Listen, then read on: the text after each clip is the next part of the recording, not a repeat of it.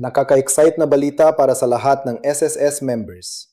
Isipin mo na lang, ang mataas na bayad sa kuryente, taon-taon na tumataas, at ngayon may solusyon na ang SSS para sa atin. Pero bago natin pag-usapan ang lahat ng detalye, nais ko munang itanong sa'yo, ilang beses na ba nating narinig ang pangako na bababa ang presyo ng kuryente? Marami na, di ba? Pero sa katunayan, patuloy pa rin itong tumaas. Kaya naman, ang SSS ay hindi na naghintay pa at naglunsad na ng isang programa na talagang makakatulong sa ating lahat, ang Energy Sustainability Loan Program. At kung ikaw ay isang SSS member, kailangan mong panuurin ang video na ito hanggang sa katapusan dahil baka ikaw nga ang isa sa mga makinabang dito. Maaring ito ang solusyon na matagal mo nang hinihintay para sa iyong pamilya, para sa iyong tahanan, at para sa iyong bulsa. Kaya huwag kang alis sa iyong upuan at samahan mo ako habang ating talakayin ang lahat ng kailangan mong malaman tungkol sa pinakabagong programa ng SSS na ito. Bago pa natin simulan ang ating talakayan, kung bago ka sa aming channel at gusto mong laging updated sa mga benepisyo, programa, at balita para sa mga OFW, empleyado, at lahat ng miyembro ng SSS, GSIS, PhilHealth at Pag-ibig, i-like ang video na ito ngayon at i-subscribe na sa aming channel para hindi ka mahuli sa mga importanteng balita na maaring magbago ng iyong buhay. Lagi kaming nagpo-post ng mga updates na kapaki-pakinabang para sa iyo at sa iyong pamilya. Kaya pindot na ang like button at i-hit ang subscribe. Libre lang yon at malaking tulong yan sa amin para makapagpatuloy kaming maghatid ng mga ganitong importanteng impormasyon para sa inyo. Ngayon, simulan na natin. Ang kwento ng mataas na singil sa kuryente sa Pilipinas ay hindi bago sa atin. Bawat buwan kapag dating na ang bill, parang may tinutusok sa puso. Lalo na kung malakas ang tag-araw. Lalo na kung maraming miyembro ang pamilya sa bahay. Lalo na kung maraming gamit na gamit ang mga electronic devices. At ang pinakamasama, kahit gaano pa nating tipirin ang paggamit ng kuryente, patuloy pa rin ang pagtaas ng rates ng distribusyon companies. Dahil dito, marami sa ating mga kababayan ang naghahanap ng alternatibong solusyon. At ang isa sa pinakasikat na solusyon na yon ay ang solar panels. Ang solar panels ay hindi bago sa Pilipinas. Marami na sa mga mayamang pamilya at malaking kumpanya ang nag-i-install ng solar panel systems sa kanilang mga tahanan at opisina. Bakit? Dahil alam nila na sa mahabang panahon, malaking tipid ang makukuha sa solar energy. Isipin mo na lang, kapag naka-install na ang solar panel sa iyong bahay, ang sikat ng araw ang magiging pangunahing pinagkukunan ng iyong kuryente. At sa Pilipinas, alam nating lahat na sagana tayo sa sikat ng araw. Kahit saan ka man sa bansa, may sikat ng araw. Kaya ang solar energy ay perpektong solusyon para sa ating klima at sitwasyon. Pero ang problema sa solar panels ay ang malaking puhunan sa simula. Ang pagpapalagay ng isang residential solar panel system ay maaring maggastos ng daan-daang libo o kahit milyon-milyon pa ng piso. Depende sa laki ng system na gusto mo. At para sa karaniwang Pilipinong manggagawa, OFW o self-employed, ang ganitong halaga ay hindi basta-basta makukuha sa isang kisap mata. Kaya marami sa ating mga kababayan ang nananatiling pangarap na lang ang magkaroon ng solar panel sa kanilang bahay. Kahit na alam nilang malaking tipid ang makukuha nito sa haba ng panahon. At dito pumapasok ang SSS. Ang Social Security System, na kilala natin bilang ang pundasyon ng ating retirement savings at social protection bilang mga manggagawa at miyembro, ay nagpasya na gumawa ng hakbang para matulungan ang mga miyembro nito na makapag-invest sa solar energy. Ayon sa pinakabagong ulat mula sa GMA News, ang SSS ay nag-anunsyo ng kanilang plano na maglunsad ng isang bagong loan program na tinatawag na Energy Sustainability Loan Program. At ang layunin ng programang ito ay simple, ngunit napaka-makabuluhan. Tulungan ng mga miyembro ng SSS na pundohan ang pagpapalagay ng residential solar panel systems sa kanilang mga tahanan. Ang Energy Sustainability Loan Program, o kung tawagin nating ESLP para mas madali, ay isang loan na espesyal na dinisenyo para sa mga miyembro ng SSS na gustong mag-install ng solar panels sa kanilang bahay pero kulang ang pondo para gawin ito. Sa ilalim ng programang ito, Maaring humiram ang mga kwalipikadong miyembro ng halaga na sapat para masaklaw ang gastos ng pagpapalagay ng solar panel system sa kanilang tahanan. At ang magandang balita ay ang pagbabayad ng loan na ito ay maaring gawin sa loob ng 7 taon. Ibig sabihin, hindi mo kailangang bayaran ang buong halaga sa isang saglit o sa maikling panahon lamang. Ang 7 taon na term ng loan ay isang napakahalaga at napaka-strategic na detalye ng programang ito. Bakit? Dahil ang solar panels ay may kakayaang mag-generate ng malaking tipid sa iyong monthly electricity bill. Sa katunayan, maraming household na nakapag-install na ng solar panels ang nag-uulat na ang kanilang monthly electricity bill ay bumaba ng hanggang 50% o higit pa. Kaya habang binabayaran mo ang iyong loan sa SSS kada buwan, ang iyong solar panels ay nagsisave din ng pera para sa iyo sa pamamagitan ng mas mababang electricity bills.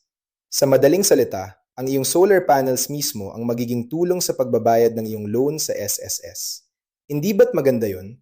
Parang isang investment na nagbabayad ng sarili nito habang ang panahon ay lumilipas. Maliban sa personal na tipid, ang Energy Sustainability Loan Program ay may mas malaking layunin din para sa bansa.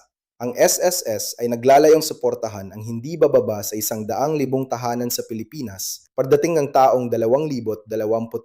Isipin mo ang laki ng impact nito. 100,000 o higit pang mga pamilya ang makakaranas ng mas mababang electricity bills, mas sustainable na pamumuhay at mas secure na kinabukasan. At ang lahat ng ito ay dahil sa iisang programa ng SSS. Ito ay hindi lang isang loan program. Ito ay isang kilusan tungo sa mas sustainable at mas maayos na buhay para sa mga Pilipino. Ngayon, ang pinakaimportanteng tanong na malamang ay naiisip mo ngayon. Sino ang kwalipikado sa Energy Sustainability Loan Program na ito? At ito ang bahagi na talagang kailangan mong pakinggan ng mabuti dahil may mga partikular na kondisyon na kailangang matugunan bago ka maging eligible para sa loan na ito. Huwag mag-alala. Isa-isahin natin talakayin ang bawat kondisyon para maging malinaw ang lahat sa iyo. Ang pinakapangunahing kondisyon para maging kwalipikado sa Energy Sustainability Loan Program ay ang pagiging miyembro ng SSS na may kontribusyon sa Mandatory Provident Fund o kung tawagin nating MPF. Ngayon, para sa mga hindi pamilyar sa MPF, hayaan ninyong ipaliwanag ko ito ng maikli ngunit malinaw. Ang Mandatory Provident Fund ay isang compulsory retirement scheme na itinatag ng SSS para sa mga miyembro na may monthly salary credit na higit sa 20,000 piso. Ang salitang compulsory ay nangangahulugang ito ay hindi opsyonal. Kung ikaw ay sakop ng kondisyon na ito, otomatikong naguhulog ka sa MPF bilang bahagi ng iyong regular na SSS contributions. Ang MPF ay hindi bago sa SSS system. Ito ay sinimula bilang isang karagdagang antas ng social protection para sa mga miyembro na may mas mataas na kita upang matiyak na mayroon silang sapat na itipon para sa kanilang pagre-retiro. Ang kontribusyon sa MPF ay otomatikong kinukuha bilang bahagi ng iyong regular na SSS contributions. Kaya kung ikaw ay miyembro na may salary credit na higit sa 20,000, malamang na mayroon ka ng MPF contributions kahit hindi mo ito alam. Ngayon, sino ang mga miyembro na maaring may kontribusyon sa MPF at sa makatuwid ay maaring kwalipikado sa Energy Sustainability Loan Program? Una, ang mga employed members. Ito ang mga manggagawa na may regular na employer at empleyado sa isang kumpanya o negosyo. Kung ikaw ay may monthly salary na higit sa 20,000 piso at ang iyong employer ay nagre-remit ng iyong SSS contributions, malamang na ikaw ay merong MPF contributions at maaring kwalipikado sa programang ito. Ito ay magandang balita para sa maraming regular na empleyado sa bansa na matagal nang nagnanais na mag-install ng solar panels sa kanilang tahanan, ngunit kulang ang pondo. Pangalawa, ang mga kasambahay o domestic workers. Oo, kasama rin sila.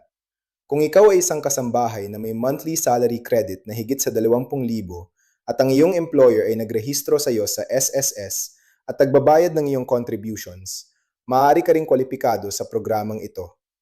Ito ay isang napakahalagang detalye dahil maraming kasambahay ang hindi alam na sila rin ay protektado ng SSS at maaaring makinabang sa mga programa nito. Kaya kung ikaw ay may kasambahay o ikaw ay isang kasambahay na nagtatrabaho sa isang tahanan, siguraduhing nakaregistered ka sa SSS at nag-i-implement ng iyong mga karapatan bilang miyembro. Pangatlo, ang mga land-based OFW o Overseas Filipino Workers na nagtatrabaho sa ibang bansa ngunit patuloy na nagbabayad ng SSS contributions. Ang mga OFW ay kabilang sa mga pinakamasipag na miyembro ng SSS at kadalasang may malaking ambag sa pondo ng sistema.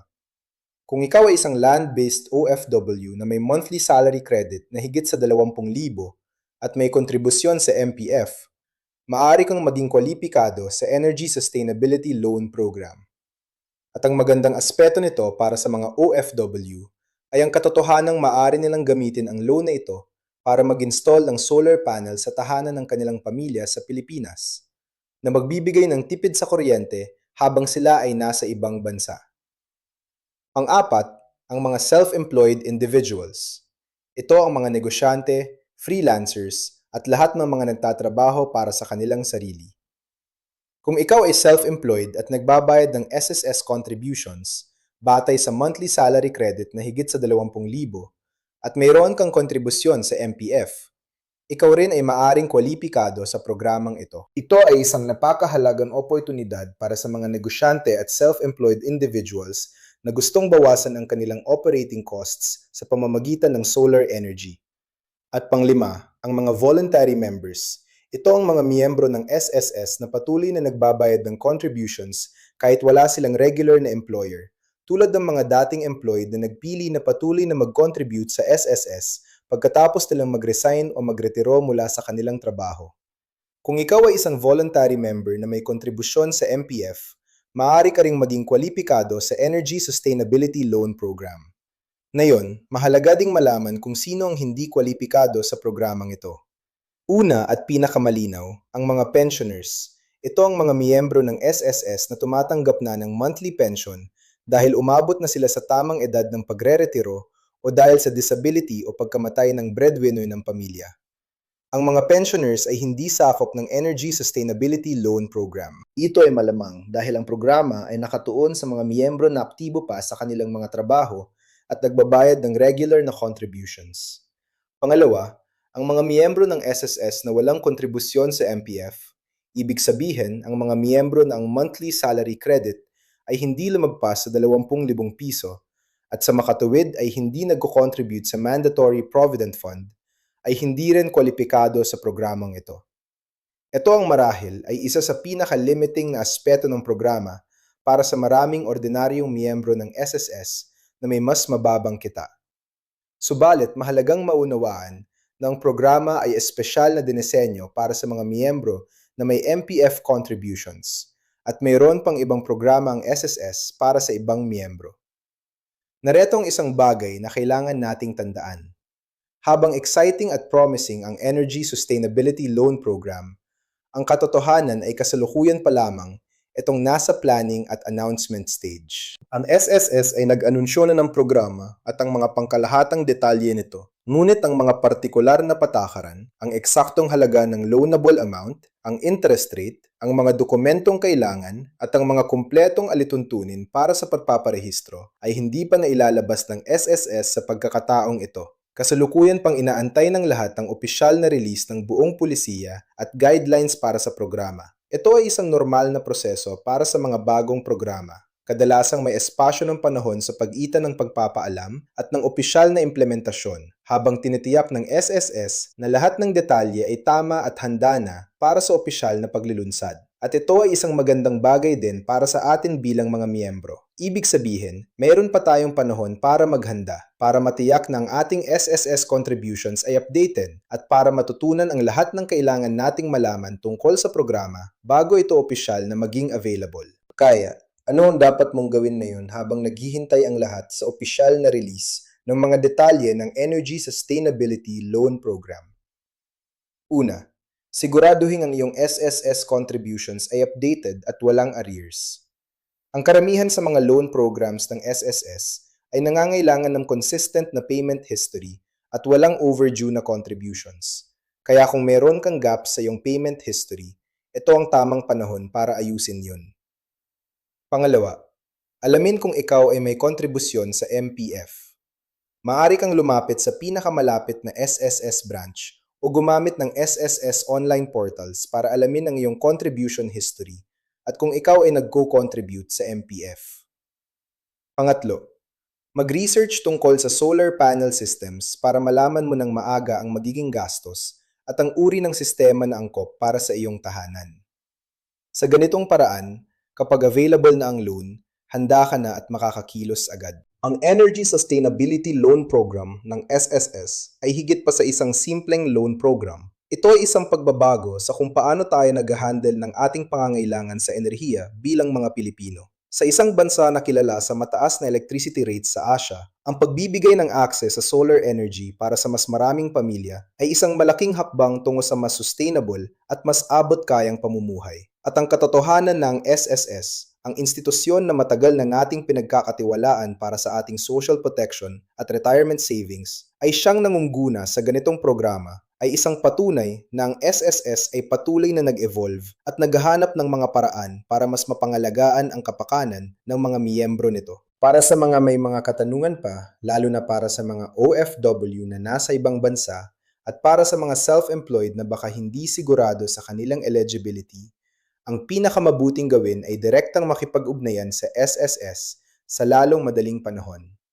Maaari itong gawin sa pamamagitan ng SSS Hotline, sa opisyal na website ng SSS, o sa pinakamalapit na SSS branch sa inyo. Laging mas reliable ang impormasyong direkta mula sa SSS kaysa sa anumang ibang pinagkukunan, kaya huwag mag-atubiling makipag-ugnayan sa kanila para sa mga katanungang partikular sa iyong sitwasyon. Habang tinatatapos natin ang ating talakayan ngayon, nais kong bigyan diin ng isang mahalagang punto.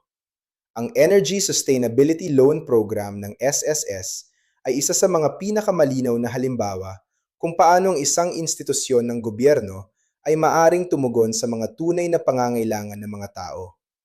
Hindi lang ito isang programa para sa loan, ito ay isang programa para sa hinaharap. Para sa hinaharap ng iyong pamilya, para sa hinaharap ng iyong tahanan, at para sa hinaharap ng ating bansa.